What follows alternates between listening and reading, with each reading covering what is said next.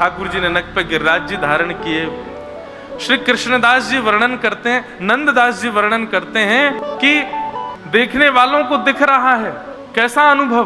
बोले ठाकुर जी ने अपने इकन्नी उंगली पर गिरिराज जी धारण कर रखे, श्री गिरिराज जी ऊपर नृत्य कर रहे हैं ठाकुर जी के कर कमल पे। रात्रि में सब ब्रजवासी सो गए, अब ठाकुर जी कहा करें तो अकेले खड़े हैं गिरिराज जी को धारण करके, गिरिराज जी ऊपर नृत्य कर रहे हैं। इतने में ठाकुर जी ने अपनी वंशी निकाली और अधर पर धारण कर ली। अब कोई नृत्य करे तो साज भी बजनो चाहिए। मानो गोवर्धन नृत्य करे, ज्यों ज्यों त्यान उठत मुरली की, तो लालन अधर धरे। ठाकुर जी वंशी भी बजा रहे हैं एक हाथ से। अब वंशी बज रही है, गिरिराज जी नृत्य कर रहे हैं तो मृदंग भी बजनो चाहिए। तो मेघ मृदंगी मृदंग बजावे, आपस में मेघ गरज गरज करके मृदंग बजा रहे हैं। वंशी बज रही है, गिरिराज जी नृत्य कर रहे हैं, आकाश में बादल गरज के मृदंग बजा रहे हैं। और दे दे ताल, ताल दे दे करके सब ग्वाल बाल गा रहे हैं। गायक भी आ गए, वादक भी आ गए, मृदंग भी बज रही है, गिरिराज जी नृत्य कर रहे हैं।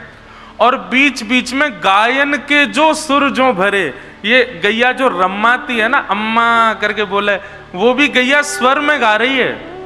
वो बीच बीच में मानो जैसे हमारे भैया वायलिन बजाते हैं, बेंजो बजाते हैं, ऐसे गैया जो है काय अपने स्वरन से गिरिराज जी को और आनंदित कर रही है।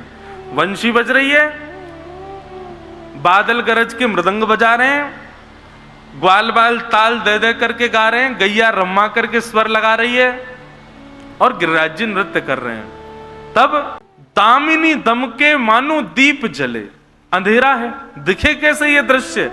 33 कोटि देवता खड़े हैं कि हमको ये दर्शन कराओ, रसिक जन खड़े हैं हमको ये दर्शन कराओ। रात्रि का अंधेरा, मूसलाधार बारिश, तो बीच बीच में जैसे ही बिजली कड़कती है तो एक क्षण के लिए वो स्वरूप का दर्शन हो जाता है। ठाकुर जी खड़े हैं, सब ग्वाल बाल ताल दे करके गा रहे हैं, गैया रम्मा रही हैं, वंशी बजा रहे हैं, बादल गरज करके मृदंग बजा रहे हैं। इतना सुंदर स्वरूप श्री नंददास जी वर्णन करते हैं अपने पद में। ऐसे श्री गोवर्धन नाथ जी को ठाकुर जी ने अपनी बाम हस्त के कन्नी उंगली के नख पर धारण करके रखा। 7 दिन बाद जब इंद्र का कोप शांत हुआ और उसको प्रत्यक्ष अनुभव हो गया कि ये साक्षात श्री कृष्ण है, इंद्र ने आकर के भगवान से क्षमा मांगी। इंद्र ने भगवान की स्तुति गाते हुए भगवान से प्रार्थना की, हे नाथ,